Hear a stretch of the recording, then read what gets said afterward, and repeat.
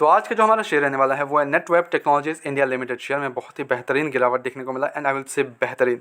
Y I am saying बेहतरीन because share already बहुत बढ़िया मूवमेंट्स दे चुके हैं। 4400 का हाई को टच किया था। शेयर वहाँ से 3800 के लेवल्स पे चल रहा है आज अप्रॉक्स 4%। 5 दिन की बात करें तो 8% गिर चुका है। एक महीने की बात करें 34% का बेहतरीन रिटर्न। और वही अगर 6 महीने में देख लें तो शेयर ने 157% का रिटर्न बना के दिया। 157, it's not a joke actually. And continuously भागना मैं किसी भी शेयर को पसंद नहीं करता हूँ बिकॉज जिस हालत से गिरते भी है ना, फिर वहाँ भी रुकना मुश्किल हो जाता है। ठीक है, तो जितना तेज़ी में भागता है उतना नीचे तेज़ी में आता भी है, तो वो भी समझना भाई। बहुत गंदा गिरते हैं कोई शेयर्स, अचानक से 10% के लुढ़क जाते हैं अगर कुछ भी एक बैड न्यूज़ कुछ भी अगर आता है। ठीक है ना, अगर इसमें हम चेकआउट करें तो शेयर में हमें क्या करना चाहिए आगे के लिए मैं वो बताऊंगा। ठीक है, तो पूरा वीडियो में अंत तक बने रहो, चीज़ों को समझो एंड देन डिसाइड करना कि आगे के लिए हमें शेयर में कैसे स्ट्रैटेजी बनानी चाहिए हमें शेयर को लेके फॉर द नेक्स्ट 5 ईयर्स। ठीक है, लेके चलता हूँ मैं स्क्रीनर पे एंड वहाँ समझते हैं कि शेयर को क्या करना चाहिए and what is the reason behind this कि शेयर बढ़िया मूवमेंट्स दे रहे हैं। ठीक है, कुछ तो रीजंस होने चाहिए ना शेयर में, ऐसे थोड़ी भागते रहता है कोई भी शेयर।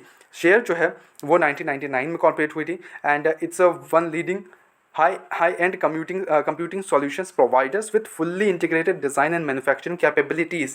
ओके नाउ यहाँ पे अगर रीड मोर करता हूँ मैं तो यहाँ पे चीज़ें समझ में आएंगी ये कंपनी किस लिए इतना ज़्यादा मतलब भागे जा रही है, भागे कंटिन्यूसली। ओके नाउ यहाँ पे सुपर कंप्यूटर्स रैंकिंग बे लेके काफ़ी इंपॉर्टेंट है ये। द कंपनी सुपर कंप्यूटर है appeared 15 time across 3 entries in the global top 500 super computers ranking.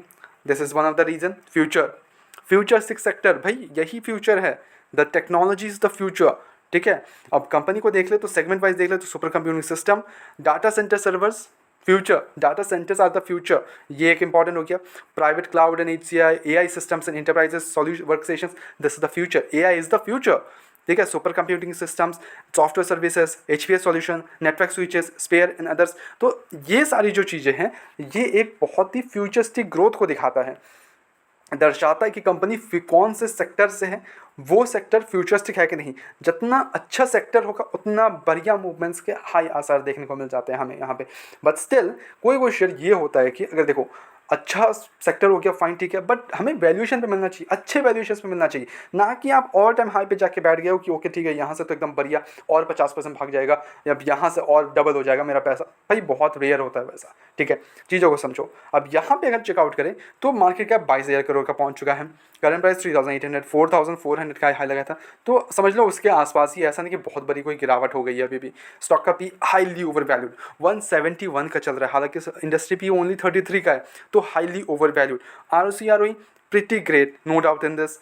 Company का जो डेप्ट है वो है 7.95 करोड़, वही डेप्ट इक्विटी बनाता है 0.01। ओके, क्वार्टर रिजल्ट्स हमें let's go to balance sheet first. Yes, 519 crore का रिजल्ट देखने को मिल रहा है, तो डेप्ट के कारण फेलियर के चांसेस बिल्कुल भी नहीं है, तो उसके तो आसार छोड़ दो। PG ratio highly over valued as you know. ठीक है, अब वही अगर ऑपरेटिंग मार्जिन डबल डिजिट 14% पे ऑपरेट करिए, प्रॉफिट ग्रोथ 50% का है, pretty great, no doubt in this.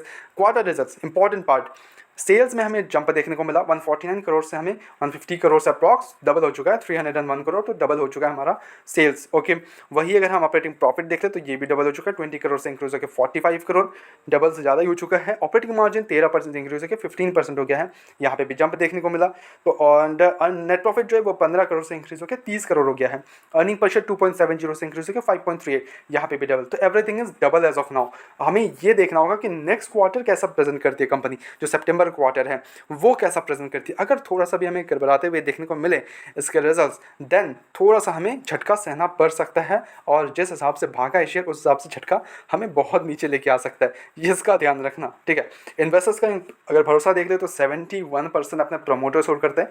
वही अगर FIs की बात करें तो इन्होंने स्टेक बेचा है थोड़ा सा, बिकॉज ऑब्वियसली बात है प्रॉफिट बुकिंग एंड एवरीथिंग। 12% पे थे कंपनी, देन 11% हुआ, then 10%, then 9%। They obviously know कि कुछ तो हो रहा है, काफ़ी ज़्यादा मूवमेंट आ ही चुके हैं, तो ऑब्वियस सी बात है थोड़ा प्रॉफिट बुकिंग्स वगैरह होंगे, काफ़ी नॉर्मल सी बात है, फॉर एवरी सिंगल कंपनी थोड़ा प्रॉफिट बुकिंग हो गई।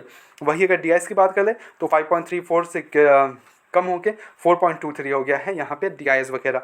तो जहाँ FIs और DIs बेच रहे हैं वहाँ कौन खरीद रहा है? पब्लिक। यहाँ पे 15% कर लिया अपना स्टेक से। मैं इसलिए बोलता हूँ कि काफ़ी ज़्यादा जो पब्लिक है, काफ़ी एक सेंटिमेंटल जो वैल्यू होता है कि अच्छा यहाँ से हमारा पैसा डबल हो जाएगा, ट्रिपल हो जाएगा, ऑलरेडी बना के दे चुका है। भाई ऑलरेडी बना के दे चुका है तो तुम और क्या एक्सपेक्ट कर सकते हो कि और बना के दे देगा?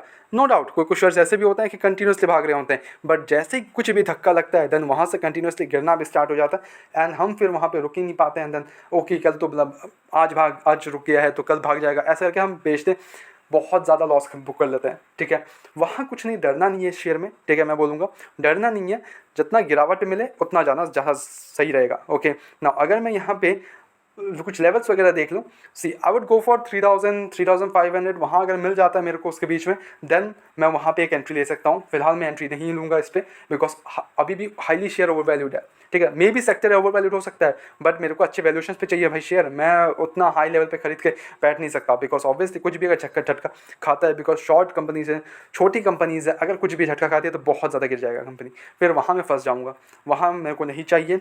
मैं उसको लेवल्स पे आने पे भी लूँगा, मेरे लेवल्स पे आने चाहिए तब जाके मैं इस पर एंट्री लूँगा एंड एंट्री लेने के बाद वहाँ जितना डिप में मिले मैं उतना ज़्यादा पसंद करूँगा। अगर मेरे को 20% गिर गया शेयर ठीक है, मैं और अगर मेरे को अच्छा लग रहा है, फंडामेंटल स्ट्रॉन्ग लग रहा है then again I will buy कि मैं उसको खरीद सकता हूँ एंड नीचे ले सकता हूँ और 25% करके डिप्लॉय करूँगा, जो मेरा स्ट्रैटेजी रहता है 25% वन एट ए टाइम। ठीक है, 25% डालूंगा देन अगेन वेट करूँगा देन अगेन 25% देन अगेन 25, जितना मेरे को डालना होगा अमाउंट इस शेयर में। ठीक है, तो वो मेरा स्ट्रैटेजी रहेगा, ना कि मैं ऐसा रैंडमली जाके इन्वेस्ट कर रहा हूँ, नहीं। नाउ ये मेरी स्ट्रैटेजीज़ हैं, यू कैन अप्लाई इट, और इफ़ यू डोंट कोई बात नहीं, आप जा सकते हो अपने स्ट्रैटेजीज़ खुद बना सकते हो। ऑब्वियसली बात है मेरी तरफ से कोई भी बायस रिकमेंडेशन बिल्कुल भी नहीं है किसी शेयर में, तो please take it as a suggestion, अपनी एजुकेशन पर्पस के तौर पे वीडियो को लो, go ahead do your own research as well and then make the investments blindly. किसी भी शेयर पे किसी भी विश्वास पे इन्वेस्टमेंट्स ना करो। ऐसे रेगुलर अपडेट्स के लिए मिलते हैं नेक्स्ट वीडियोज़ में, तब तक के लिए bye bye, peace and signing of.